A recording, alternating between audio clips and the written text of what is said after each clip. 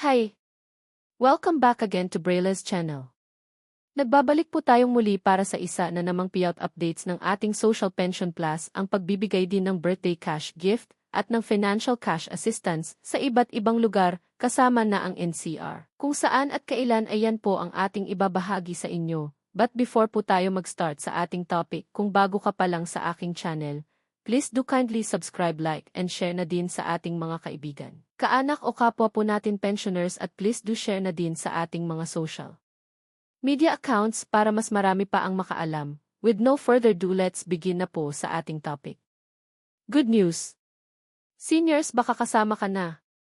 Ang bagong payout updates, 3,000 pesos Social Pension Plus Birthday Cash Gift Plus Financial Cash Assistance as per schedule from July 3 hanggang July 30.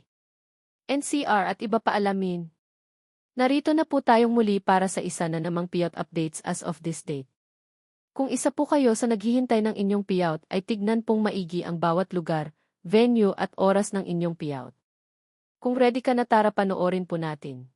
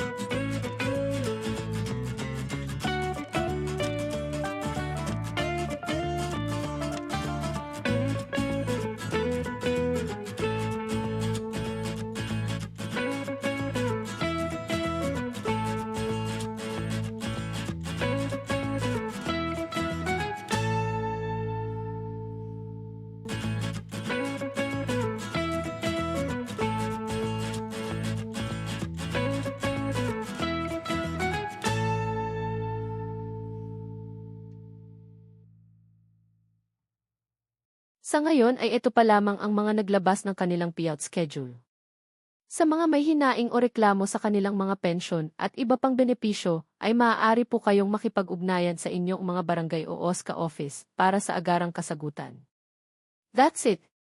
Manatili po kayong nakatutok sa aking channel para sa iba pang informative videos na para po sa inyo. Marami pong salamat and God bless po sa lahat.